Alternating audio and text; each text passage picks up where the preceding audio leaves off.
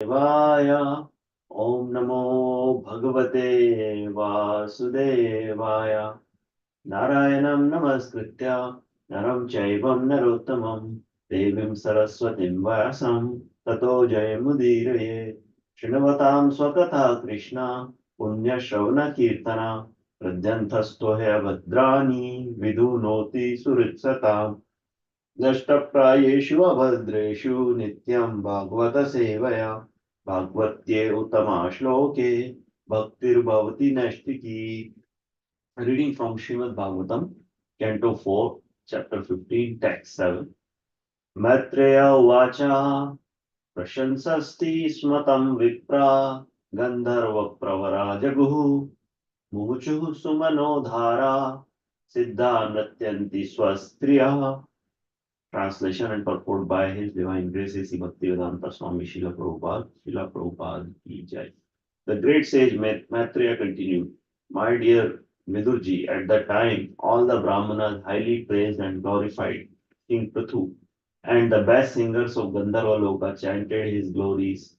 The inhabitants of Siddha Loka showered flowers, and the beautiful women in the heavenly planets danced in ecstasy. Text 8. Shankhaturya Mradangadya Nedurdundubbiyo Divi Tatra Sarva Upajagamur Devas Devarshi Pitranam Ganaha. Translation. Conch shells, bugles, drums, and cattle drums vibrated in outer space. Great sages, forefathers, and personalities from the heavenly planets all came to earth from various planetary systems. Text 9 and 10. Brahma Jagadgurur Deve Sahasritya Sureshware Vinyasya Dakshine Haste Drishta Chinnam Gadabhrataha Padayora Ravindam Cha Tamve Mene Hare Kalam Yasha Pratihatam Chakram Amshaha Sa Parameshthinaha. Translation. Lord Brahma, the master of the entire universe, arrived there accompanied by all the demigods and their chiefs. Seeing the lines of Lord Vishnu's palm on King Prithu's right hand and impression of lotus flowers on the soles of his feet, Lord Brahma could understand that King Prithu was a partial representation of Supreme Personality of Godhead, one whose palm bears the sign of a disk as well as other such lines should be considered a partial representation or incarnation of the Supreme Lord. Purport. There is a system by which one can detect an incarnation of the Supreme Personality of Godhead. Nowadays it has become a cheap fashion to accept any rascal as an incarnation of God. But from this incident, we can see that Lord Brahma personally examined the hands and feet of King Prithu for specific signs. In their prophecies, the learned sages and Brahmanas accepted Prithu Maharaj as a plenary partial expansion of the Lord. During the presence of Lord Krishna, however, a king declared himself Vasudev. The Lord Krishna killed him. Before accepting someone as an incarnation of God, one should verify his identity according to the symptoms mentioned in the Shastras. Without these symptoms, the pretender is subject to be killed by authorities for pretending to be an incarnation of God. End of purport. Namo Vishnupadaya Krishna Pristhaya Bhutale Srimate Bhaktivedanta Swamin iti namine Namaste Saraswati Deve Gauravani Pracharine Nirvishesha Shunyavadi Paschatya Deshatarine Jai Shri Krishna Chaitanya Prabhu Nityananda Shri Advaita Gadadhara Srivasadi Gaur Bhakta Vrinda Hare Krishna Krishna Krishna Hare Hare Hare Rama Rama Rama Hare Hare. I seek the blessings of all the assembled Vaishnavas so that I can use today's lecture to purify myself. Thank you very much for giving me this opportunity to purify myself. I'm going to read from a lecture given by His Holiness Bhakti Charu Swami Maharaj. Please pardon me if I make any mistake in summarizing it.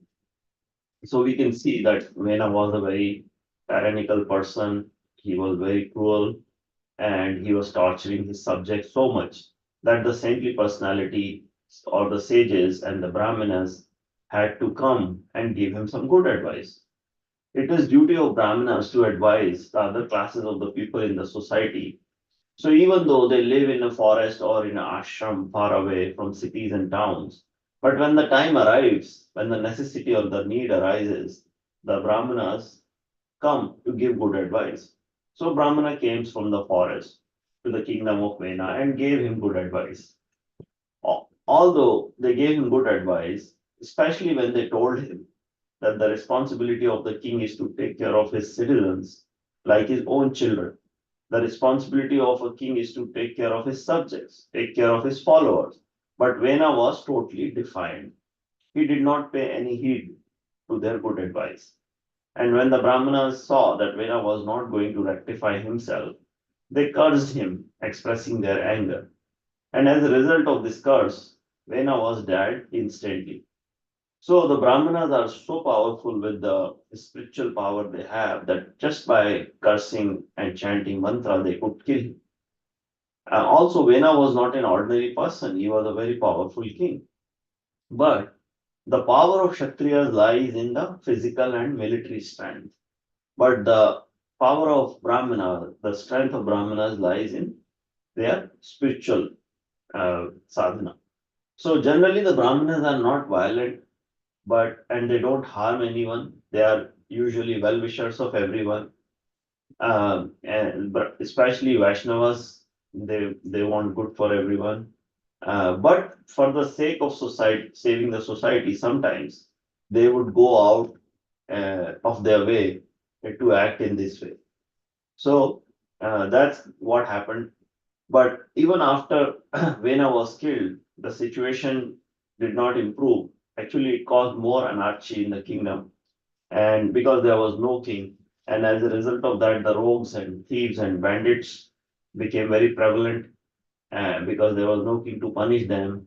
And so the Brahmanas decided that there is a major calamity, major crisis, and they churned the body of Vena. And from Vena's arms, right hand and left arm, two personalities came. Churning of Vena's right arm appeared a male personality, and churning the left arm with a female personality. So there was King Vena and his consort Archie. So Vena was an incarnation of Supreme Personality of Godhead. He was a Shaktavesh avatar or an empowered incarnation.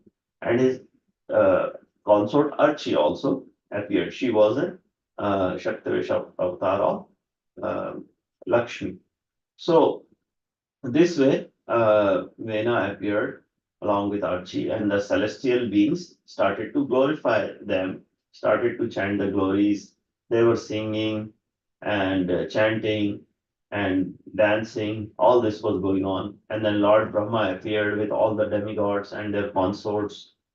Lord Brahma noticed that this personality bears the auspicious signs of the Supreme Personality of Godhead, like on his right palm and then on the sole of his feet. So in this way, learned personalities like Lord Brahma, by seeing the signs, could determine that this is not an ordinary child, he is Supreme Personality of God. So this is how Prithu Maharaj was recognized as soon as he appeared. So we can see that there is a certain way of identifying great personalities. It's not like one can just simply declare himself a great personality. Even Chaitanya Mahaprabhu, right? He had those signs, and his body was very attractive. As you all know, he was very tall. His hands could reach up to his knees.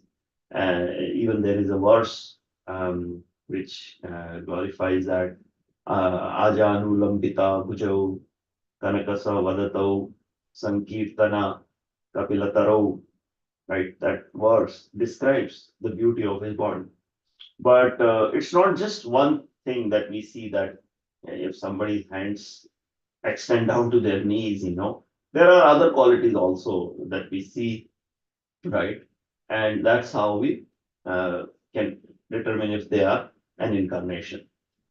Now, we find description of Lord's body in the scriptures, that how few parts of their body are reddish, lips and palm, and his eyes are reddish, and then few are deep, like his navel is deep, his voice is deep, his few places of his body are raised, such as his chest is raised, few parts are thin, like his waist is thin, he has marks of conch shell on his neck, and then his belly.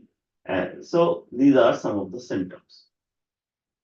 Now, in the age of Kali, unfortunately, we see that all kinds of concocted theories have been developed that how a man can become God, right?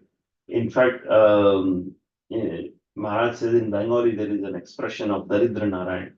He says Narayan cannot be Daridra, Narayan cannot be poor, because Narayan is Lakshmipati. But people use this propaganda of Daridra Narayan because they say if you want to become Narayan, you have to become poor, right? So all this is going on. And also due to the Mayavadi philosophy that Shankaracharya established, there is this concept came that a man can become God, right? So, but we have to understand that he did with a specific purpose. He did it to bring the Vedas back, because Lord Buddha had come and he had rejected all the Vedas in order to stop the animal sacrifices, right? There is this verse which says, Nindasiyagya videra aha shruti jatam sadaya hridaya darshita pashugatam keshavadrita buddha sharira jai jagadish hare jai jagadish hare. So Lord Buddha gave a new kind of religious system, right? He just said you do good activities, you lead your life following truthfulness and non-violence and so forth. And the goal of life is to achieve nirvana. The nirvana means to become nothing. So that is Lord Buddha's teaching. But then Krishna himself instructed Lord Shiva that now you go and re-establish the Vedas, because following the Vedas, one can possibly understand the Supreme Personality of God. By not following Vedas, people were becoming atheists. So Buddhism is actually covered atheism, right? So in order to establish the Veda, Shankaracharya came and developed the new theory called Kevala Advaitavad or Vivartavad, right? So Vedas have this theory and this theory of transformation. So Lord's energy or Brahman has transformed into the manifested nature Prakriti. The variety of the nature is due to the transformation of Brahman. So this theory is called Parinamvad. Parinam means theory of transformation. So just as milk is transformed into yogurt, milk is substance and yogurt is different substance. But Shankaracharya came and presented a theory which is called Vivartavad. His Vivartavad is simply can be understood that milk is substance, but when it is transformed to yogurt, that is not a substance, right? Brahma Satya Jagat Mithya. So Brahman energy of the Lord is not Lord, right? So the real truth is Brahman, and the variegated nature, the variety that we are perceiving in the nature is mithya, false and unreal. So in order to establish that, Shankaracharya gave a theory, and that theory is called, uh, absolute theory of absolute non-duality, right? So Advaitvad, right? So that Advaitvad, where we see the different varieties in the nature, that's an illusion, right? So Brahman is in the mode of goodness, is an avatar or incarnation, and Brahman in the mode of passion is Jiva, and Brahman in the mode of ignorance is Vastu or substance or matter. So when the jiva transcends the mode of passion and comes to mode of goodness, then the jiva becomes Ishvara, right? So this is what he established, and he was a very powerful person. Obviously, he was incarnation of Lord Shiva, so it affected everybody. And to the extent that even today we see the effect of Shankara's Mayavad, right? Especially in India, wherever you go, everyone is affected by it. So that so that is the dangerous point, that a jiva can become Narayan, right? Right now we are in mode of passion, but when we transcend the mode of passion and come to mode of goodness, we will become Narayan. So to establish this theory, Shankaracharya gave an example, right? So just like in a desert, you see a mirage due to reflection of sun's rays, and you think there is water, right? So the mirage is hot sand, right? But it appears there is water. So similarly, we can, in the darkness, if we grab a rope, we may think it's a snake. So, and we may be scared and we will scream and run away.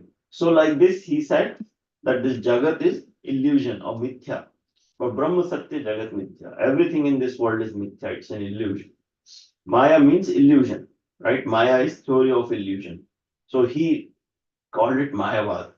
Now, and the scientific expression for that was Vivartavad, right? But then Ramanujacharya came and smashed Shankaracharya's theory with Vishishta Advaitva. And in a way, he said that, uh, yeah, I accept that there is no water in the mirage, but somewhere the water is existing, right? That's why you take mirage for water. If there is no water, there is no question of mistaking the mirage to water. Same way, you may mistake a rope to be a snake. That's fine, that's a mistake. But the snake is existing somewhere. That's why you are mistaking the rope to be a snake. So beyond being variegated material nature, uh, that is not mithya, right? But it's a reflection. There is another reality that where the variety exists. So Vishisht Advaitavad is that spiritual reality is not impersonal. Spiritual reality is not devoid of variety or potency. But spiritual reality has the spiritual variegatedness, the spiritual substance, the spiritual form. And that's why that form has spiritual reality and it is reflected in the material reality. That is the transformation. A spiritual reality has transformed into material reality. So that is Ramanujacharya. That is how Ramanujacharya defeated Shankaracharya's Mayavad and re-established the actual conclusion of Veda. That spiritual reality is not devoid of variety. It is full of variety. And then Madhavacharya came, Vishnu Swami came, Nimbakaracharya came, and they confirmed that Vaishnava understanding. And finally, Chaitanya Mahaprabhu came and gave us the Achintya Veda Veda Tattva, right? Simultaneously, oneness and difference. So, the main substance of understanding the Vedic scripture is that they deal with the three things, and the three things are eternal. Those three things are Ishvara, Supreme Personality of Godhead, Jiva, the living entity, and the Prakriti, the nature. The Prakriti sometimes manifests, sometimes is unmanifest. But Prakriti is also eternal. It's not that we kick out material nature, right? Material nature is real, and the potency of laws. Krishna says in Bhagavad Gita, Devi Haisha Gudmai Mammaya Duratyaya, right? So he's saying it's my energy. So how can it be false? Then living entities are also eternal. Krishna says, Mame Vamsho Jiva Loke, Jiva Bhuta Sanatana. So the living entity is eternal. It can be conditioned or it can be liberated, right? So same way, the material nature can be either material or spiritual. So when living entity is averse to Krishna, then living entity falls into material world. And when living entity is favorably disposed to Krishna, then living entity is going back to spiritual sky. That is the simple understanding. So what is going on in the name of incarnation, that all kinds of rogues and rascals are pretending. And that's not only happening now, as we read in the verse, it was happening in Krishna's times also, where one pretender, he created some false two arms, artificial arms, and hooked onto his body, and he was pretending to be Krishna. And Krishna killed him with his Sudarshan Chakra. So we can see that real Bhagwan is eternally Bhagwan. He doesn't have to become Bhagwan. Just right from his time of birth, he is Bhagwan. Like we see Krishna when he was in the womb of his mother, all the demigods came and worshipped him, offered prayers. So that is Bhagwan, right? And what is our position? That we have a subordinate position. That is our constitutional position is Jivera Swarupa Hoy Nitya Krishna Das. So we have to become servant of Krishna.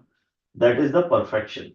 The moment living entity accepts the servitorship to Krishna, his life becomes perfect, and Krishna actually guides him to bring back to that position.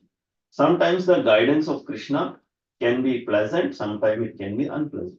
Just like a potter, he's making some utensil from the clay, and he will mold the clay. He'll break the clay, pulverize the clay, add water, and then give a shape. So same way, Krishna will do whatever he finds most appropriate with us, and we should go through it. Sometimes people will glorify us, sometimes they will insult us. But it doesn't matter. We have surrendered to Krishna, and now let Krishna decide how he is going to mold us. If we have anxiety even after surrendering to Krishna, that means we have not surrendered to Krishna. Let Krishna take care of us. We have full faith. We have surrendered just like a child, right? However, Krishna wants to treat us, let him treat us.